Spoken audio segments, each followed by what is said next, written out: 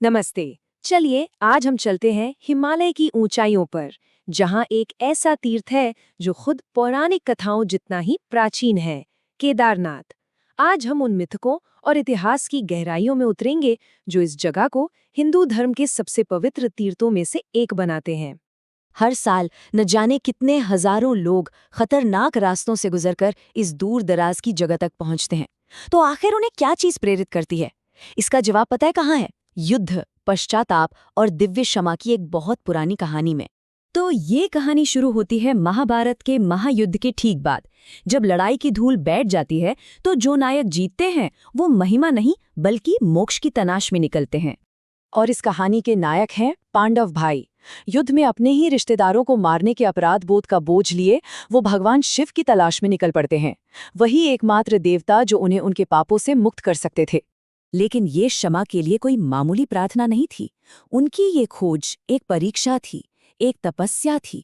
एक ऐसी तपस्या जो उन्हें अपने कर्मों का सामना करने और ये साबित करने पर मजबूर करती कि वो वाकई दिव्य कृपा के लायक थे। ऋषियों ने उन्हें सलाह दी कि भगवान शिव को खोजो, क्योंकि केवल वही संहारक और परिवर्तक इतने बड़े पाप से मुक्ति दिला सकते हैं। और बस पांडव शिव के पवित्र निवास यानी हिमालय की ओर निकल पड़े। पर शिव, जो युद्ध की उस हिंसा से शायद दुखी थे, वो पांडवों से मिलने को तैयार नहीं थे। उनके इरादे को परखने के लिए उन्होंने एक बैल का रूप धारण किया और जानवरों के झुंड के बीच छिप गए, इस उम्मीद में कि कोई उन्हें पहचान नहीं पाएगा। लेकिन पांडव कहाँ हार मानने वाले थे। उन्होंने उस रहस्यमयी बैल का पहाड़ों और घाटियों में पीछा किया, जब तक कि आखिरकार उन्होंने उसे उसी जगह पर नहीं घेर लिया जो एक दिन केदारनाथ के नाम से जाना जाने वाला था। और बस यहीं पर आमना सामना होने के इसी पल में इस पूरी कथा का सबसे अहम मोड़ आता है। एक दिव्य अंतर्धान का वो क्षण जो इस जमीन को हमेशा हमेशा के लिए पवित्र कर देगा। जब शिव को लगा कि वो घिर गए हैं तो उन्होंने इस टकराव से बचने के लिए धरती में समाने की कोशिश की, लेकिन वो पूरी तरह से कामयाब नहीं हो पाए। इससे पहले कि वो पूरी तरह गायब होते, एक पांडव भाई ने बैल को पकड़ लिया और उसकी कुबड़ को कसकर थाम लिया। बाकी शरीर तो गायब हो गया, पर वो कुबड़, जो शिव के सार का एक भौतिक रूप था, पत्थर में बदल गया और वही पवित्र लिंगम बना जिसके चारों ओर पांडवों ने पहला मंदिर बनाया। और हाँ, सिर्फ पांडवों की ही कहानी नहीं है जो इन पहाड़ों में गूंजती है। दूसरी किंवदंतियां उन ऋषियों के बारे में बताती हैं जिन्होंने यहाँ ध्यान किया और इस तरह इस जगह की आध्यात्मिक ऊर्जा को और भी बढ़ाया। वो जगह जो पहले से ही स्वयं शिव के निवास के रूप में पवित्र थी। तो इस तरह क्षमा की एक कहानी ने एक असली भौतिक जगह का रूप ले लिया। लेकिन सवाल ये है कि ये पौराणिक तीर्थ सदियों के थपेड़े सहकर आज का ये ऐतिहासिक स्थल बना कैसे? देखिए, पांडवों की बनाई हुई वो मूल संरचना तो कब की जा चुकी है, लेकिन आज जो पत्थर का मंदिर वहां खड़ा है वो 1000 साल से भी ज्यादा पुराना है।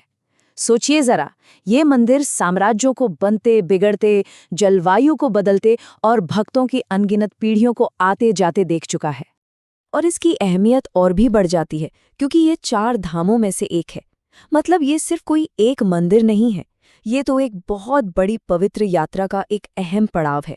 भारत भर का एक ऐसा आध्यात्मिक सर्किट जिसे हिंदू धर्म में सबसे महत्वपूर्ण तीर्थ यात्राओं में से एक माना जाता है।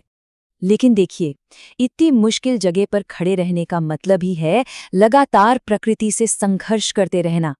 केदारनाथ का इतिहास सिर्फ पूजा का नहीं है, बल्कि ये अस्तित्व की भी कहानी है।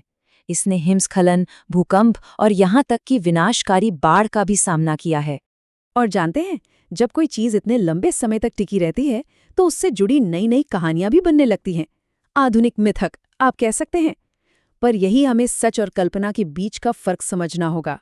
जैसे एक बहुत मशहूर बात है कि मंदिर 400 साल तक बर्फ के नीचे दबा रहा। सुनने में तो कमाल लगता है ना? पर ऐतिहासिक रिकॉर्ड कुछ और ही कहानी बताते हैं। सच्चाई ये नहीं है कि मंदिर को कभी कुछ हुआ ही नहीं, बल्कि सच्चाई ये है कि इसे बार बार नुकसान पहुंचा, इसे छोड़ा गया और फिर उन्हीं भक्तों द्वारा इसे दोबारा बनाया गया जिन्होंने इसे मिटने नहीं दिया।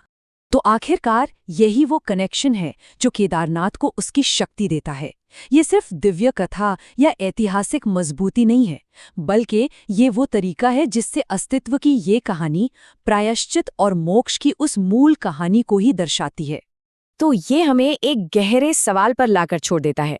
क्या दिव्यता किसी किंवदंती की एक संपूर्ण, कभी न बदलने वाली कहानी में मिलती है, या फिर किसी ऐसी जगह के लचीलेपन में जो बार बार गिरने के बाद भी खड़ी हो जाती है? शायद केदारनाथ में ये दोनों ही सच पत्थर में खुदे हुए हैं।